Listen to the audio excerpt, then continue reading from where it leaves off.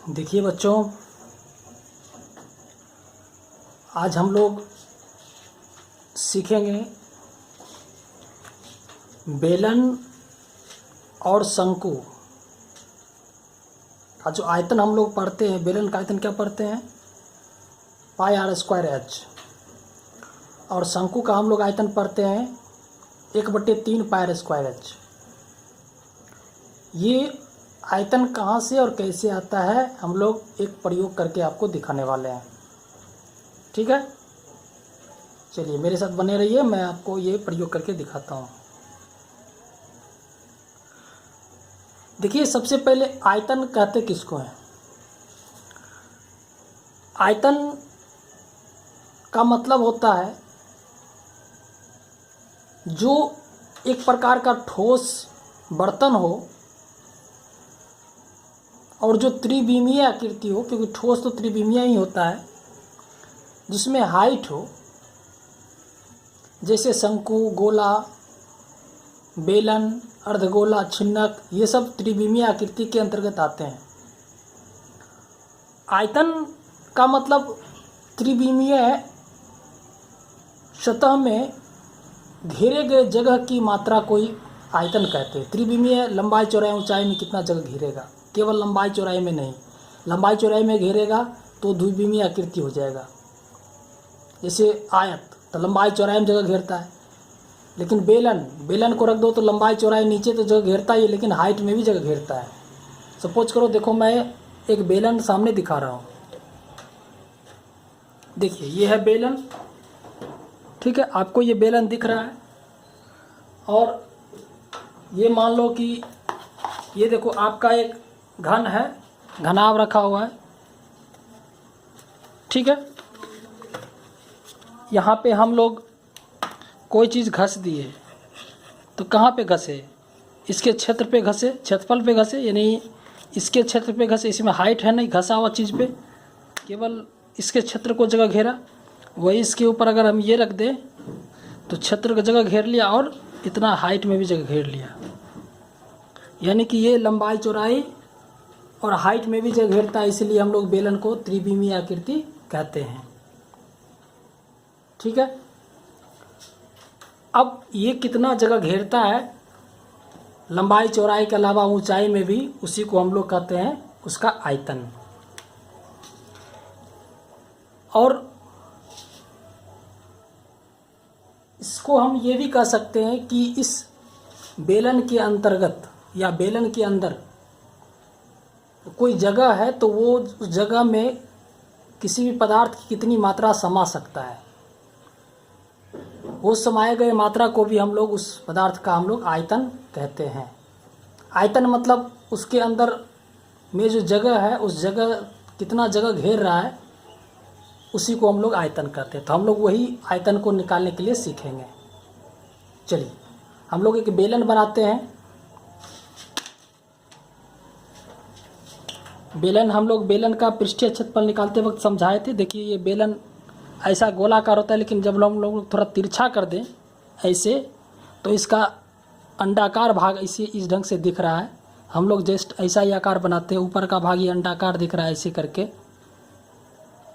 ठीक है। या हम लोग ऐसे करें तो यहाँ भी देखिए अंडाकार ये भाग दिख रहा है और ये सीधा सीधा हाइट दिख रहा है। हम लोग ऐसे बनाते हैं।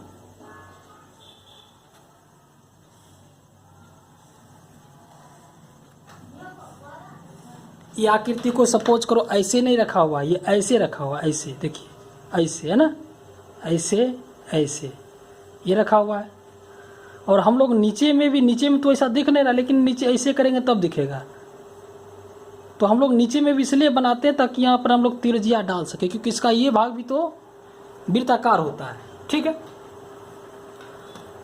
और अब जानते हैं कि ये भाग वृत्ताकार है, तो ये इसका तिरछिया हुआ, यहाँ से यहाँ तक तिरछिया हुआ, तिरछिया हुआ। और ये हो गया इसका हाइट, ये इसका हो गया हाइट हो गया, ठीक है। अब हम लोग जानते हैं, लिखेंगे चूंकि बेलन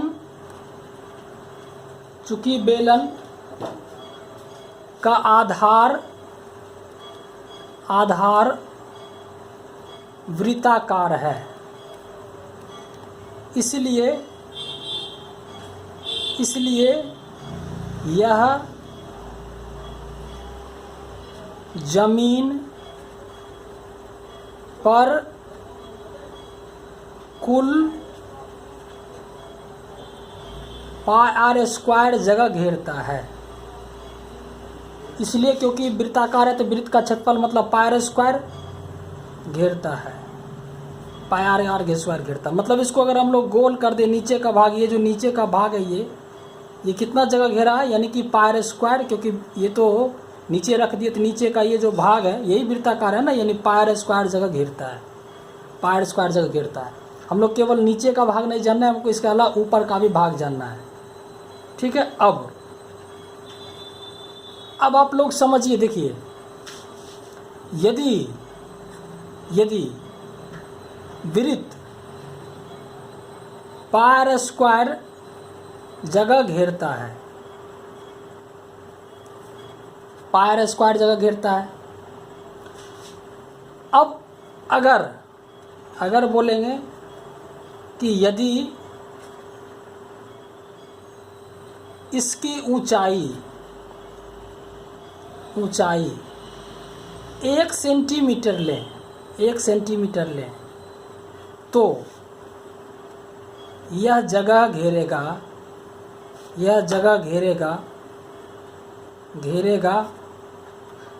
कितना, πr² को हम लोग एक ऊंचाई से गुना करते हैं, एक ऊंचाई से।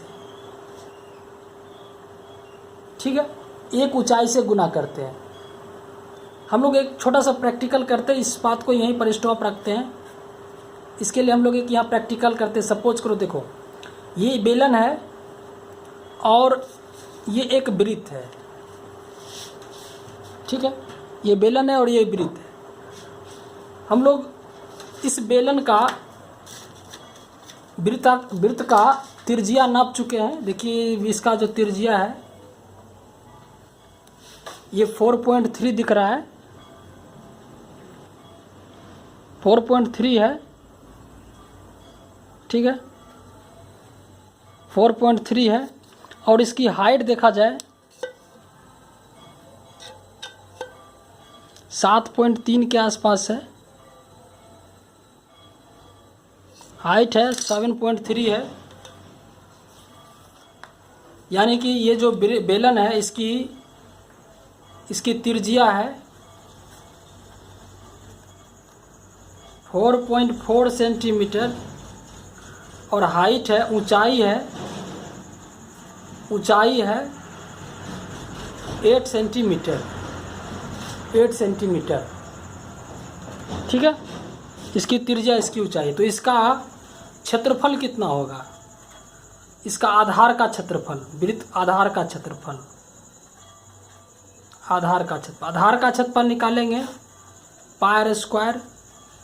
पाई मतलब हो गया 3.22/7 गुना r²। r² मतलब हो गया 4.4 का स्क्वायर। इसको हम लोग गुना करेंगे 22 को 4.4 गुने 4.4 तो आपको आएगा 425.92/7। इसको हल करेंगे तो आपको आएगा 60.84 सेंटीमीटर स्क्वायर। मतलब ये जो बेलन है ये नीचे का भाग इसे रख दिए तो हमारा जो क्षेत्रफल घेरा है वो घेरा है 60.84 सेंटीमीटर स्क्वायर, 7.84 सेंटीमीटर स्क्वायर घेरा है। ठीक है, और यदि इसकी ऊंचाई अगर 1 सेंटीमीटर उसको ऊंचा कर दें, केवल 1 सेंटीमीटर ऊंचा कर दें, तो हम लोगों ने ये प्रयोग करके देखा है कि अगर 1 सेंटीमीटर ऊंचा कर दो तो πr² मतलब 60 का मान है 60.84 गुना 1 मतलब 60.84। आपको इसके अंदर इतना सेंटीमीटर क्या हो जाएगा, क्यू हो जाएगा, क्यू। मतलब इसका आयतन इतना सेंटीमीटर क्यू होगा। मतलब इस बेलन के अंदर 60, हम लोग पढ़े 1000 सेंटीमीटर क्यू बराबर 1 लीटर पानी अटता है, इसलिए 60 सेंटीमीटर क्यू मतलब हो गया 60 मिलीलीटर। इसके अंदर 60 मिलीलीटर पानी अटेगा। ठीक है, यदि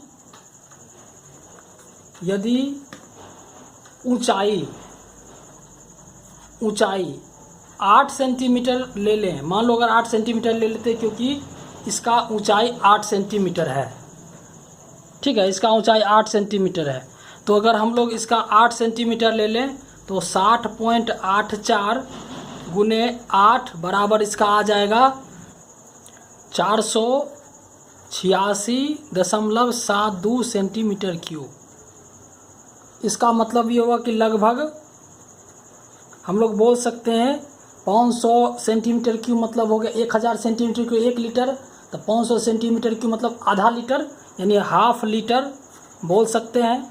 अगर इसके अंदर मान लो कि अगर हाफ लीटर पानी इस बर्तन के अंदर, यदि अगर हाफ लीटर पानी अगर अट जाता है तो इसका मतलब है कि ये जो है, इसका मतलब ये है कि पायर स्क्वायर को अगर हम लोग h से गुना करते हैं तो जो आयतन होता है इसका ये सटीक आयतन होता है, ठीक है।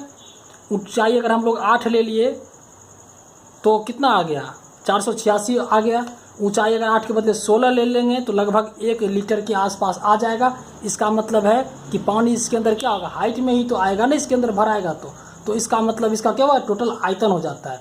आयतन मतलब कुल मिला ये हो गया कि पायर स्क्वायर और h ऊंचाई तक हम लोग पानी भरते हैं तो h ऊंचाई से गुना करते हैं तो इसका आयतन हम लोगों को बता देता है। तो हम लोग इसमें दिखाने वाले आपको हैं कि इस बर्तन के अंदर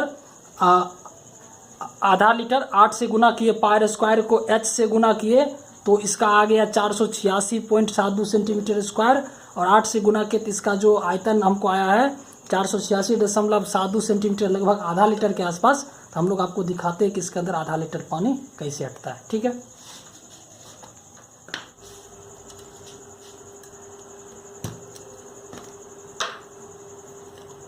ये देखिए, ये कैन है, ये आधा लीटर का है। इसके अंदर हम लोग पानी डाल देते हैं।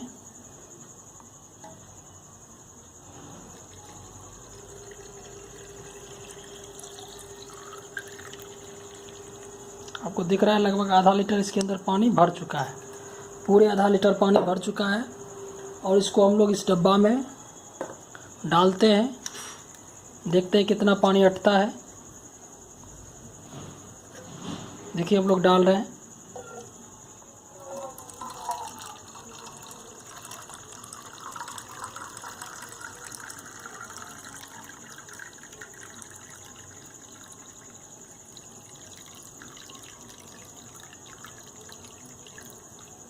देखिए पूरा भर गया है और पानी देखते कितना बाहर जाता है। देखिए लगभग थोड़ा सा यानी कि 50 ग्राम के आसपास ये पानी बाहर गया, और मेरा आया था 486 पॉइंट। यही 14 ग्राम जो पानी आया है यही थोड़ा सा पानी बाहर आया है। इसका मतलब है कि अगर पूरी अगर इसका आयतन हमको अगर 500 ml होता तो 500 ml पूरा पानी इसके अंदर समा जाता। तो इससे स्पष्ट है कि पायर स्क्वायर को हम लोग h से गुना करते इसका आयतन निकल जाता है, ठीक है। चलिए ओके।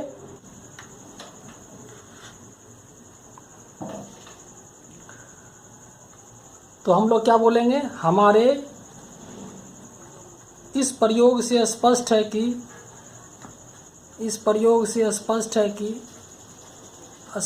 कि यदि वृत्ताकार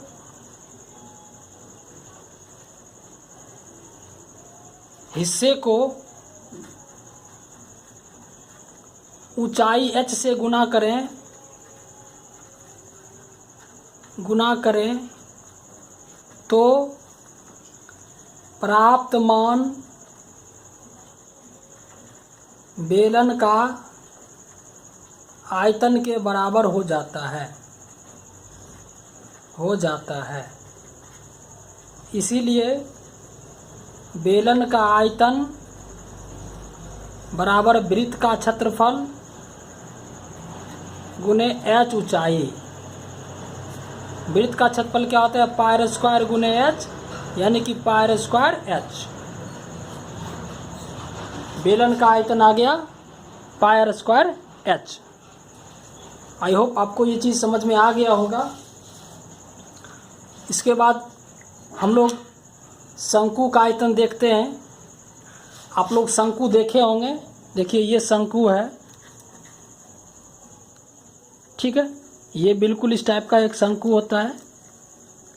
आप लोग सर्कस में टेंट लगाता है, इस टाइप का आप लोग देखे होंगे, ठीक है।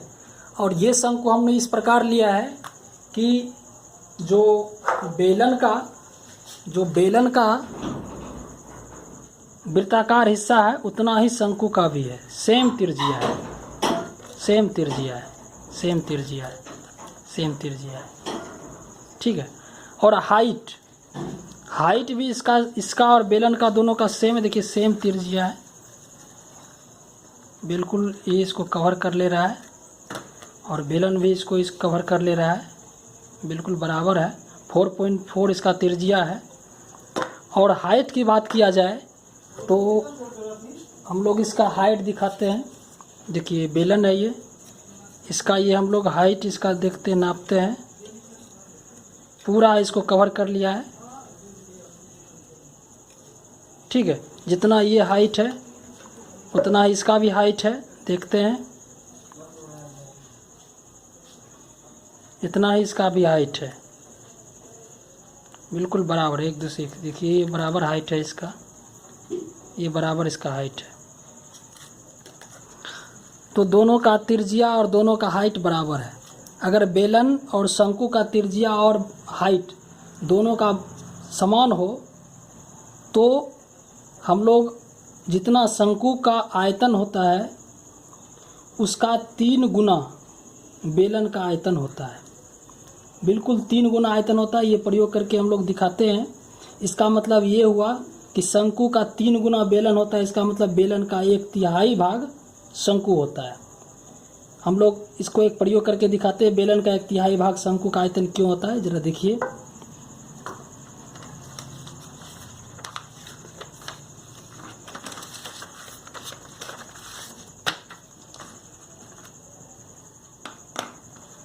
देखिए एक शंकु है,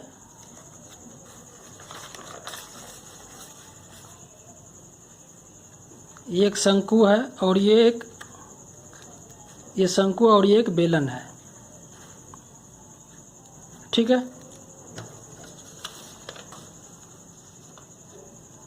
ये एक शंकु है और ये एक बेलन है, ठीक है।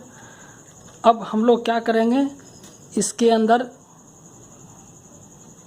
गेहूँ या कोई रेत कुछ भी डाल दीजिए। देखिए इसको अंदर डाल रहे हैं हम लोग।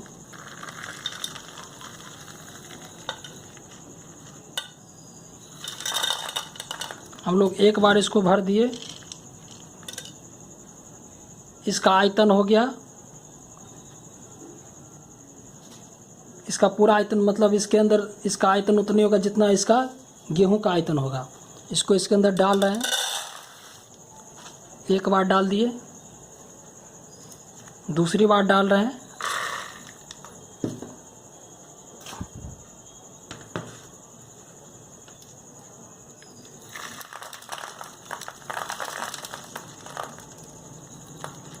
ये भर गया पूरी। 2 बार डाल दिए, ये तीसरी बार हो गया और इसके अंदर देखो डाल दे रहे हैं, बराबर भर लिया।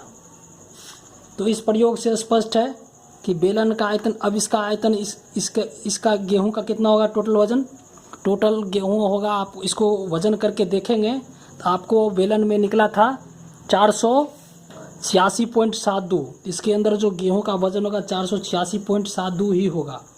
तो जब इसका अंदर 486.72 है तो जाहिर है कि 3 बार लिए थे इसका, यानी कि 1/3 शंकु के अंदर आएगा। इसीलिए शंकु का आयतन क्या होगा, बेलन का आयतन का 1/3 हिस्सा होता है।